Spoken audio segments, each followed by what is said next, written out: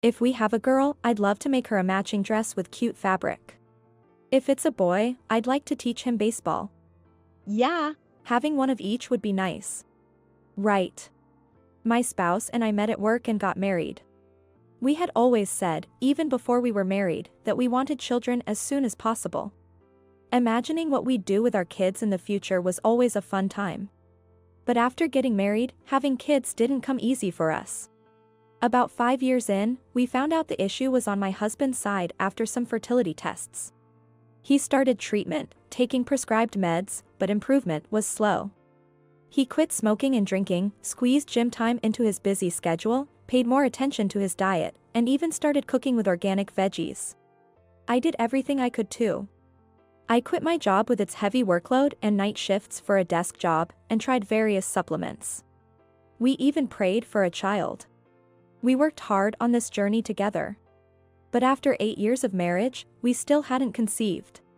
Hearing coworkers talk about their kids, seeing friends play with theirs, I wondered why I couldn't have that, why I couldn't be a mom. These thoughts consumed me.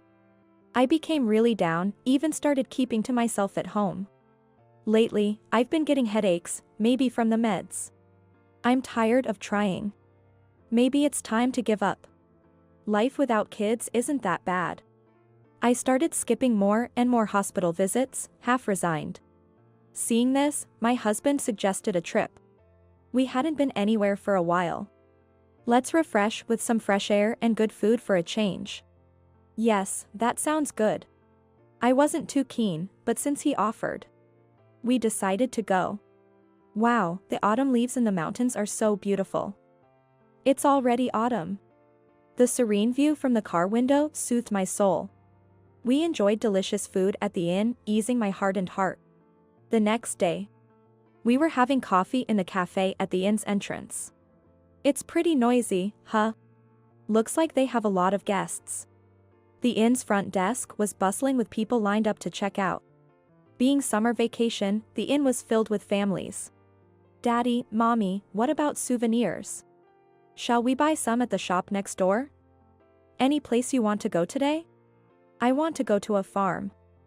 I want to see the cows. I'd like some fresh milk right from the cow. Great idea. That's settled then. I can't help but notice families with children. I envy the smiles of those happy families. As we head to the parking lot, every car seems to have a family with kids. My husband, John, watches me looking around with an awkward expression. Can't we have a happy family too? We're almost 40 now. Even if we have a child now, by the time the child comes of age, we will be 60 years old ourselves. My anxiety just keeps growing day by day. Gradually, I began to lose my mental balance and started taking out my frustration on John. Maybe he's fed up with me. Lately, his behavior's been odd. He always had to work some weekends, but now it seems more frequent. He's restless at home and spends a lot more time on his phone. Could it be an affair? But with no solid proof, I'm left in the dark. Maybe I'm just imagining things. One day, John was off work, and we had plans to dine with my friend Ashley that night. It had been a while since we'd meet anyone. But, he said he had something come up and had to leave. Sorry, gotta meet a friend. Only time we both can. Okay. I'll tell Ashley. What came up? You were free until yesterday. He replied, just meeting a colleague, and left. About an hour later, Ashley arrived. Hello, long time no see. Ashley. You seem down. What's up? I told her about the recent issues with John. Then she hesitantly shared some shocking news. I saw John at a cafe in the next town, talking to another woman. Could be a colleague or a friend, I don't know. Ashley's a trustworthy friend from college. She wouldn't lie. Maybe my husband is meeting her under the pretense of working overtime or on a business trip. But I can't know the truth without confirming. Confronting him might just lead to more lies. Staying together might just mean more arguments. I'm mentally unstable too. I couldn't see a happy future for either of us. So, I brought up divorce. What? My husband looked at me with a look of despair when I told him I wanted a divorce. So, I can't give you a child. My husband murmured. Then, he intently stared at me. I'm sorry, I'm just too tired. When I said that, my husband quietly shook his head. No, you're not to blame. It's all my fault. After that, we went to see a lawyer for further procedures, and I packed my things and left the house. I threw myself into work to try and forget about her.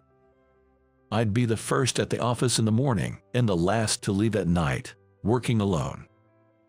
I gave up my days off, filling most of my time with work. But no matter how busy I got, I couldn't stop thinking about my wife. Before sleeping, I'd find myself wondering, what is she doing now? Is she doing okay? Then, I'd remember something that had always bothered me.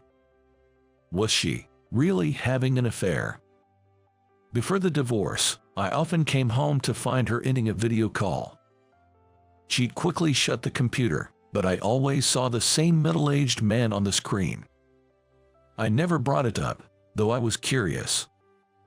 Maybe she's with that man now. Maybe they're building a happy family, with kids. That night, whoa, I woke up to my own screaming. I couldn't remember the dream, but I knew it was a terrible nightmare.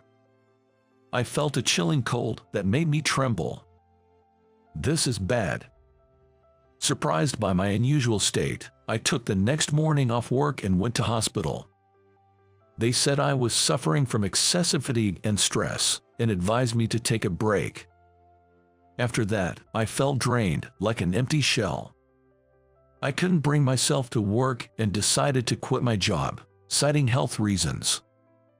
Then, I started a reclusive life at home, thinking about how I need to start living healthier. 3 years had passed since he and I split up.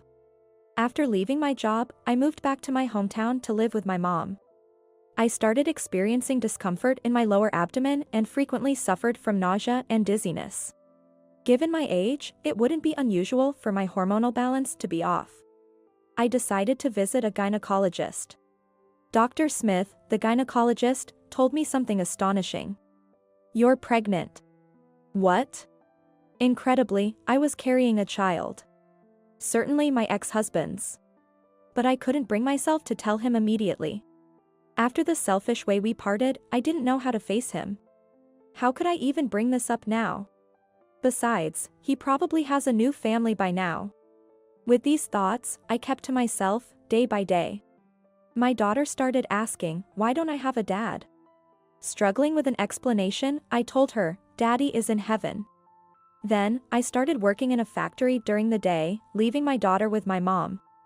The standing work was tough at first, and I'd come home exhausted every day.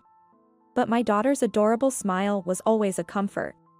One day, on a day off, as I was living through these daily routines, I received an email from the grocery delivery company I usually order from online, announcing they were hosting a pop-up event at a nearby market. They have a special sale just for a limited time. I've got to go. I took my mother and daughter in the car and headed to the store. We're here. Let's go shopping. Holding my daughter's hand, we walked into the building, and at the back of the food section, where vegetables and fruits were displayed, I saw a sign reading Natural Food Delivery. We entered the small store. Welcome. A familiar voice greeted my daughter and me. To my astonishment, there stood my ex-husband, John, looking stunned. He was surprised to see my face. Linda. John. We stood in silence for a while, just looking at each other. Then my daughter asked, Mommy, who is this man? Oh, he's a friend of Mommy's. It's been a long time, Linda. Can we talk for a bit? John suggested, so I nodded. I left my daughter with my mother and we went to the nearby cafe. We sat down and ordered hot coffee. I can't believe you work at that store. I started the conversation, and he gave a shy smile in response. After I got sick, I quit the company. Remember the organic food store I used to go to for my health? I heard they were starting an online delivery service and I switched careers. But to think, Linda, you were ordering from our store, that was a surprise. I've always been using that store. I trembled, barely able to speak. You got married again, she's a cute kid. He said softly, looking down a bit sadly. I couldn't hold back and shouted. That's not it. That's not true. That child, she's your child. Really, is that true? Covering my face with my both hands, I cried out loud, telling him everything. He listened intently, his face showing constant surprise. I thought you might have remarried that woman you were seen with, living happily. That's why I couldn't contact you. I said, and John looked shocked. An affair? What are you talking about? Ashley told me she saw you talking closely with another woman. I confronted him. That's not true, that was an advisor from the Men Unable to Conceive support group. Really? Yeah, I joined since we couldn't have kids even after long treatment. It was a group to learn how to approach wife about it. But I couldn't tell you, Linda, you were trying so hard.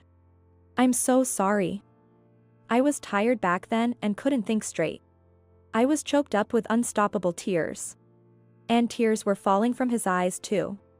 Didn't you have an affair? You were always talking to men online. But I had no right to say anything, it was my fault we couldn't have kids. I thought you'd be happier with a new family, so I accepted the divorce. No, that was a counselor. I was feeling unstable, starting to take it out on you, and I was seeking advice on what to do.